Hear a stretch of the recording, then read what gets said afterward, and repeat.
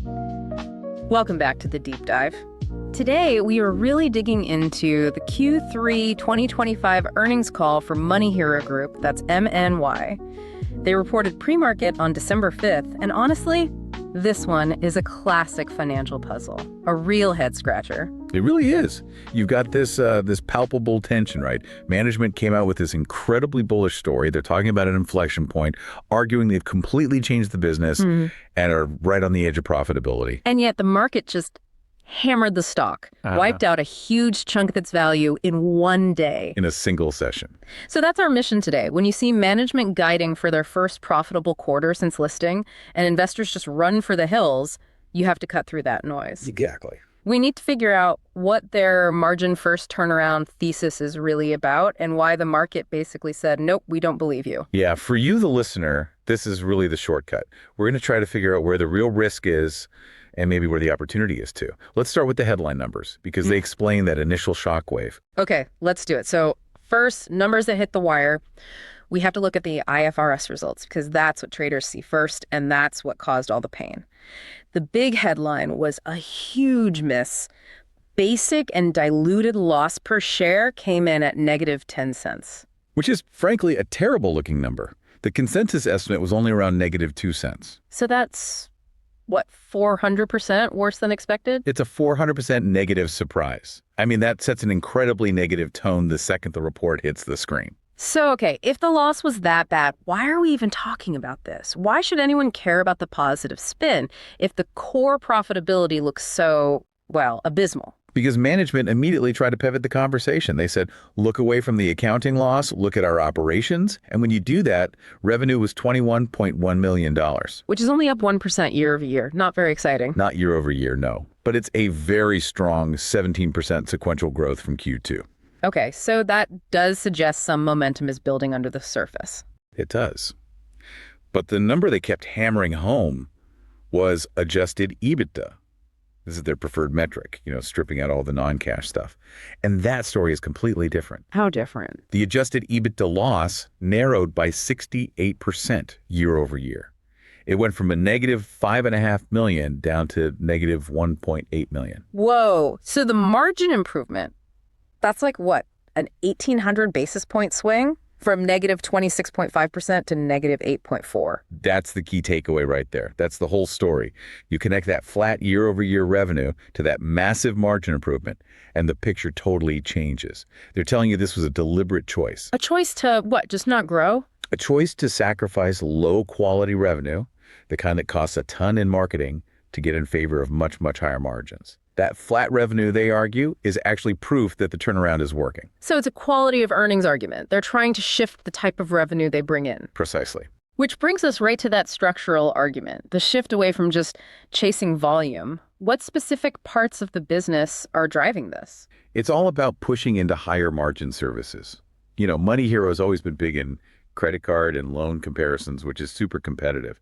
Now they're pushing hard into insurance and wealth management. And are those segments actually growing? They are.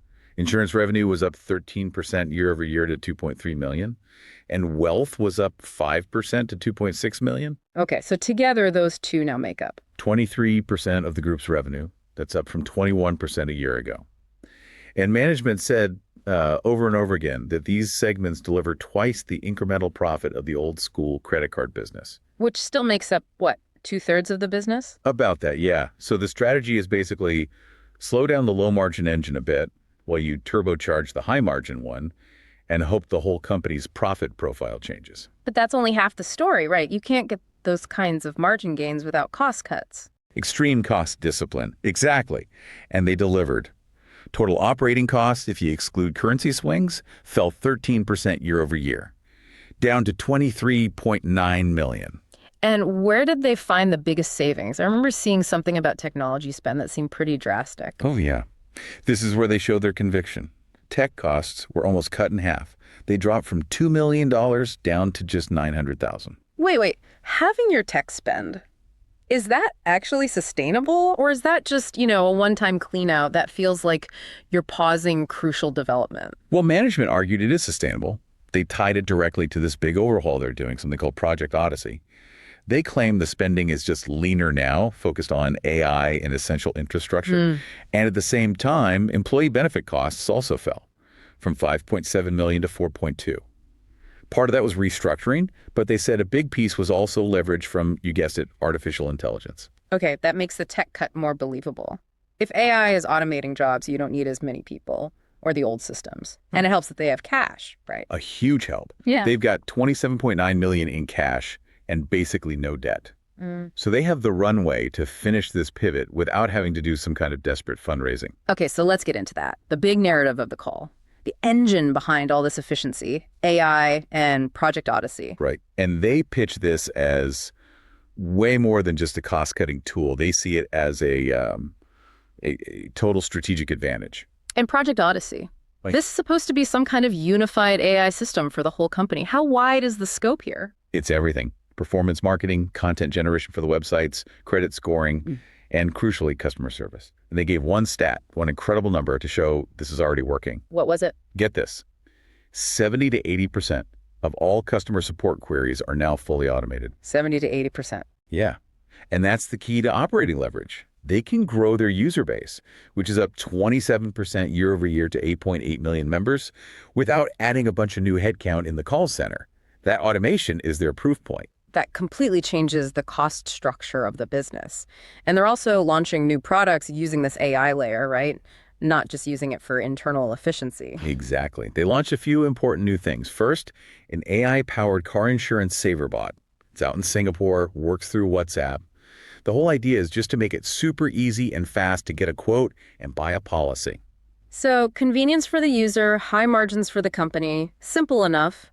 What about for their existing members? That's where the Credit Hero Club in Hong Kong comes in. They partnered with TransUnion to give members free credit scores and reports. Ah, so that's the sticky play. Totally. It moves the relationship beyond just a one-time transaction. You're not just a referral anymore. The goal is to get you to come back every month, check your score, and let MoneyHero guide you to better financial products. It's about building a relationship. Right. Makes perfect sense. And they mentioned digital assets too, didn't they? They did. A new collaboration with HashKey Group in Hong Kong. They're going to offer regulated digital asset wealth products, all under the local SFC framework. Yeah. This is a big deal for positioning. It moves them from just being a loan comparison site to a broader, regulated financial platform for Southeast Asia. Okay, this is a great story, a total transformation narrative. But now we have to talk about the forward guidance. What did they actually promise for next quarter? They drew a very clear line in the sand for Q4. The guidance was simple, it was bold, and it was super precise. They expect Q4 2025 to be their first ever quarter of positive adjusted EBITDA since they went public. Wow. They are staking their credibility on that number. Yeah. They're pointing to the mix shift, seasonal stuff like Hong Kong's tax loan season, and that new lean cost base. And if they hit that, what are they guiding for 2026? For 2026, they're targeting significantly better adjusted EBITDA than 2025, with revenue growth coming in on top of what should be largely flat operating costs. The message is crystal clear. 2024 was the reset, 2025 is the rebuild, and 2026 is supposed to be the profitable scale-up. So let's just recap. A story of structural change, AI leverage, cost discipline, and a clear, immediate path to profitability. Why then did the stock close down 21%? It finished right near the low of the day at $1.25. What happened? That is the absolute central question. The price action just screams skepticism about execution risk. The market, for whatever reason, does not believe the story. Not yet. And the volume was huge. The volume spiked to about 300,000 shares. That's what, 3 times the average? A move like that on that kind of volume, Yeah. it feels like people were actively dumping the stock to de-risk. And the pain was probably worse because the stock had been on a bit of a run before the report. Yeah, absolutely. It was up over 20% in the week before, over 40% for the year. So the market had maybe already priced in some of this turnaround story. And then the IFRS loss hits with that 400% negative surprise. And all that optimism just evaporates. Instantly. It leads to a much bigger negative reaction. So the market is essentially saying, we hear your margin story, but what we see is 1% revenue growth and a huge accounting loss. They're basically calling the AI story hype. That is precisely the read. Investors are demanding proof, not just guidance. They see Q3 as a company that's just losing less money, not one that's proven it can be durably profitable. The entire focus now is on that Q4 milestone. Can they actually do it? Okay, this sets up a fascinating high-stakes situation. So let's shift gears. This is the segment where we have to say this is not financial advice. But if we were pitching this to an investment committee right now, what's the outrageous but plausible trade here? All right, so based on this absolute mess of a call, the opportunity is crystal clear. MoneyHero stock just got violently reset, down 21% to its low for the day. That move is effectively pricing in a complete failure, a failure to hit that Q4 guidance. But management set that as a concrete deadline. Exactly. A self-imposed deadline, backed by nearly $28 million in cash, and a clear plan for a profitable scale-up in 2026. So the market's created a low floor, management's pointing to a high ceiling, and the catalyst is just 1 quarter away. What's the trade? The trade is a pure catalyst bet. You go long MNY stock right here at this deeply depressed price. But at the same time, you put on a small hedge. You short a volatile regional fintech proxy, say a competitor, or maybe a small basket of them, just to protect against the whole sector falling apart. So the thesis is that the 21% drop is already in the price. The risk is known. The upside comes if management actually delivers. You're betting against the market's overreaction. That's it. If MNY reports positive adjusted EBITDA next quarter, that 21% drawdown gets reversed instantly. The stock gets re-rated as a profitable scale-up. The reward is huge. If they miss. If they miss, you exit the long position immediately. You take the loss. It's aggressive, it's high conviction, and it is a totally binary trade based on that line in the sand management drill. A fascinating, high-risk, high-reward play built entirely on the contradiction from this single earnings call. And just to summarize their whole framework for you, 2024, the reset. 2025, the rebuild and the path to profit, which Q3 supposedly validates. And then 2026 is the year they're supposed to scale up profitably on that lean cost base. So what does this all mean for you, the listener, looking at this stock after this brutal derating? Here's the final thought. Given how sharp the market's reaction was, does MoneyHero just need to hit positive adjusted EBITDA in Q4 to win everyone back? Or do they need to go further and prove that their 70 to 80% AI automation is durable, that their new products are real hits to make that 2026 scale up believable? That's the execution risk you'll be watching next quarter.